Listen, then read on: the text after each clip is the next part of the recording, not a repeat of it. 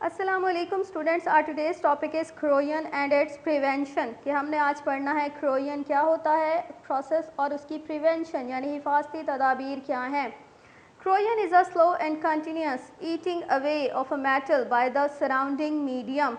कि किसी भी मेटल यानी धात का सराउंडिंग मीडियम इर्द गिर्द के माहौल की वजह से आहिस्ता आहिस्ता और कंटिन्यूसली यानी मुसलसल डैमेज होने का प्रोसेस क्या कहलाता है, क्रोयन। कि कोई भी मेटल अगर इर्द गिर्द के माहौल की वजह से, सराउंडिंग मीडियम की वजह से आहिस्ता आहिस्ता और कंटिन्यूसली ख़राब होती जा रही है, डैमेजिंग प्रोसेस उसका हो रहा है, तो उसे हम कहते हैं कि ये कौन सा प्रोसेस है, क्रोयन। मेटल करोड हो रही है, ठीक है। तो ये क्रोयन की डेफिनेशन शॉर्ट क्वेश्चंस के लिए इंपॉर्टेंट है। It is a slow and continuous eating away of a metal by the surrounding medium. और ईटिंग अवे का मतलब है डैमेजिंग प्रोसेस है, ये किसी भी मेटल के डैमेज होने का अमल है, ख़राब होने का अमल है सराउंडिंग मीडियम की वजह से। तो क्रोयन क्या है, it is a redox chemical reaction. Redox आपको मालूम है, a chemical reaction in which both oxidation and reduction processes are involved is called a redox reaction. कि वो केमिकल रिएक्शन जिसमें दोनों प्रोसेसेस इन्वॉल्व हों, ऑक्सीडेशन भी और रिडक्शन भी। क्योंकि ऑक्सीडेशन क्या है, loss of electron, and reduction is gain of electron. और हमने पढ़ा था where there is oxidation there is reduction, कि जहाँ पर भी इलेक्ट्रॉन लूज़ होते हैं वहाँ पर कोई ना कोई स्पीशीज़ ऐसी मौजूद होती है जो इलेक्ट्रॉन्स को गेन कर लेती है। तो हमेशा ऑक्सीडेशन और रिडक्शन साइमल्टेनियसली होते हैं, एक साथ होते हैं, इसलिए हम इसे कलेक्टिवली कहते हैं रिडॉक्स रिएक्शन। क्रोयन भी क्या है, एक रिडॉक्स केमिकल रिएक्शन है। And this redox chemical reaction takes place by the action of air and moisture with the metals। कि इस redox reaction के होने के लिए कौन सी कंडीशन ज़रूरी है, कि एयर और मॉइस्चर का मेटल्स के साथ रिएक्ट करना ज़रूरी है। कि जब एयर जिसमें मॉइस्चर मौजूद है, नमी मौजूद है, वो मेटल्स के साथ रिएक्ट करते हैं तो रिडॉक्स केमिकल रिएक्शन होता है, जिसकी वजह से मेटल का क्रोयन प्रोसेस होता है। और इसके एग्जाम्पल जो सबसे कॉमन, मोस्ट कॉमन एग्जाम्पल है क्रोयन की, वो है रस्टिंग ऑफ आयरन, लोहे को जंग लगना, क्या है, क्रोयन की एग्जाम्पल है। और इसके अलावा भी आप एग्जाम्पल ले सकते हैं, जैसे हम कॉइन्स यूज़ करते थे पहले, 2 रुपीज़ का और 5 रुपीज़ का, तो शुरू में वो बहुत शाइनिंग होते थे, ठीक है। तो वो मेटल आहिस्ता आहिस्ता जब वो यूज़ में रहते थे तो वो डल हो जाते थे। तो वो जो डलनेस है उनकी, वो किस वजह से है, वो क्रोयन की वजह से है। कि वो मेटल क्या हो जाती है, क्रोड हो जाती है metal, because of the surrounding medium. और सराउंडिंग मीडियम में क्या है, एयर और मॉइस्चर, जो कि मेटल्स के साथ रिएक्ट करके उसे डल कर देते हैं, उसका क्रोयन प्रोसेस होता है, ठीक है। और क्रोयन की सबसे कॉमन एग्जांपल क्या है, रस्टिंग ऑफ आयरन। और ये बहुत इंपॉर्टेंट एमसीक्यू है कि the most common example of corrosion is, और 4 ऑप्शंस दिए जाते हैं तो आपको मालूम होना चाहिए, सबसे कॉमन एग्जांपल है rusting of iron.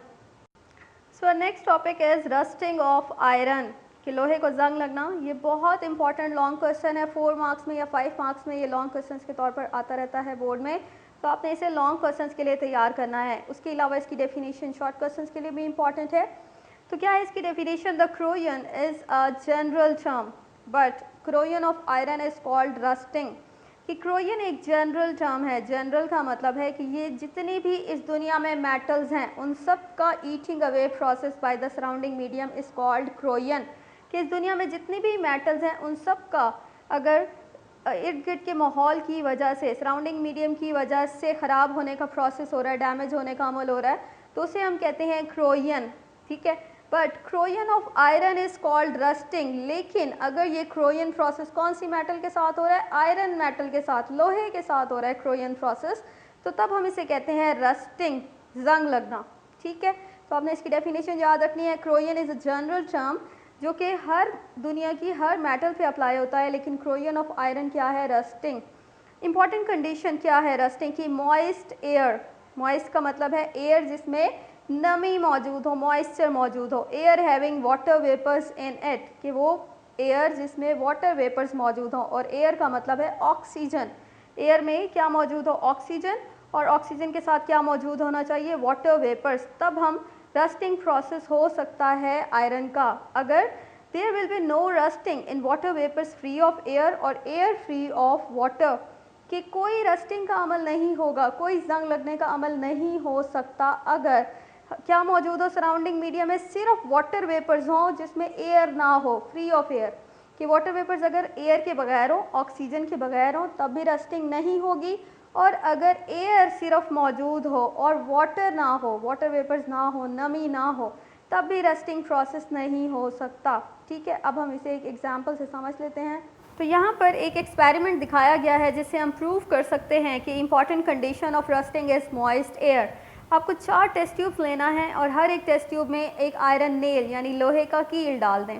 First test tube में हम फिल करेंगे नॉर्मल टैप वाटर, आम टैप का पानी, और सेकेंड टेस्ट ट्यूब में हम फिल करेंगे नॉर्मल टैप वाटर और उसमें हम ऐड करेंगे सोडियम क्लोराइड यानी आम जो टेबल सॉल्ट है, खाने का नमक। उससे ऐड करने से क्या होगा कि सोडियम क्लोराइड कैटलिस्ट का काम करेगा और रस्टिंग प्रोसेस को इन्हांस करेगा, इंक्रीज़ कर देगा उसकी स्पीड। थर्ड टेस्ट ट्यूब में हम फिल करेंगे फ्रेशली बॉइल्ड वाटर, ये ताज़ा बॉयल किया हुआ पानी जिसमें से डिज़ॉल्व गैसेस रिमूव हो जाती हैं यानी एयर रिमूव हो जाती है बॉयल करने से, और उससे ऊपर हम ऑयल के कुछ ड्रॉप्स को ऐड करेंगे तो ऑयल क्या करेगा, एक लेयर बना देगा पानी के ऊपर, जिससे फर्दर जो ऑक्सीजन है वो उस पर डिज़ॉल्व नहीं हो सकेगी। फोर्थ टेस्ट ट्यूब में हमने ऐड करना है calcium chloride. Calcium chloride moisture को यानी नमी को, जो हवा में नमी मौजूद है उसे एब्जॉर्ब कर लेता है।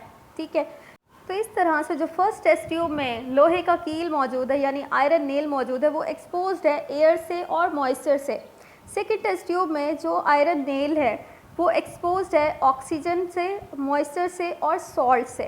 थर्ड टेस्ट ट्यूब में जो आयरन नेल है वो एक्सपोज्ड है सिर्फ मॉइस्चर से यानी सिर्फ वहाँ पर पानी मौजूद है, एयर मौजूद नहीं है। और फोर्थ टेस्ट ट्यूब में जो आयरन नेल है वो एक्सपोज्ड है सिर्फ एयर की ऑक्सीजन से, वहाँ पर मॉइस्चर नहीं है।